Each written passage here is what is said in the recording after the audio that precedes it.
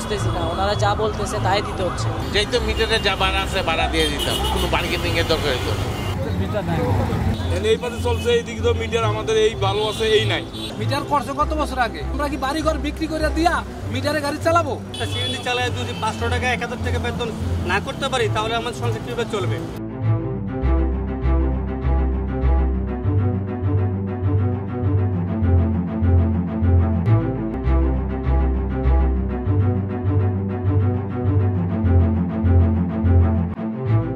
এই মানুষটি তার গন্তব্যে যাওয়ার জন্য একটি সিএনজি পেতে হয়রান। কখনো চালক তার গন্তব্যে যেতে রাজি নন, কোনো চালক ভাড়া বেশি চাইছেন।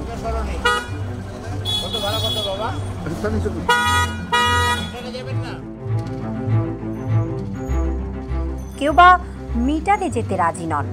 3 চাকার বাহক হিসাবে পরিচিত সিএনজি, তবে এই সিএনজি এখন মিটার ব্যবহার করে না। সরকার কোটি কোটি টাকা প্রকল্প হাতে নিয়ে মিটারের ব্যবস্থা করে দিয়েছে, তবে মিটার ব্যবহার না করার কারণে সাধারণ যাত্রীরা ভোগান্তির শিকার, গুনতে হচ্ছে অতিরিক্ত অর্থ। এ নিয়ে পুলিশ প্রশাসন এবং বিআরটিএ কি ব্যবস্থা নিয়েছে তাই জানার চেষ্টা করব। তবে দর্শক, এই মুহূর্তে সাধারণ যাত্রী এবং সিএনজি চালকদের কাছ থেকে জেনে নিব যে তারা আসলে কেন মিটার ব্যবহার করছেন না, আর সাধারণ যাত্রী যারা আছেন তারা মিটার ব্যবহার করলে কি স্বস্তি পাবে যাত্রায়। এটা তো আমাদের সমস্যা হয়, আমরা নির্ধারিত ভাড়া বুঝতেছি না, ওনারা যা বলতেছে তাই দিতে হচ্ছে, অত দামাদামি করতেছে। যদি মিটারটা থাকতো তাহলে আমরা এখান থেকে ওখানে যাইতাম, জানা থাকতো যে মিটারে কত আসতেছে, কারণ আমার জানা নেই। যেমন 300 টাকা ভাড়া এখানে হয়তো আমরা বলি 400 টাকা, প্লাস সর্বোচ্চ গেলে 500 টাকা। আর 500 টাকা বললেই তো কোনো যাত্রী 500 টাকা দেয় না।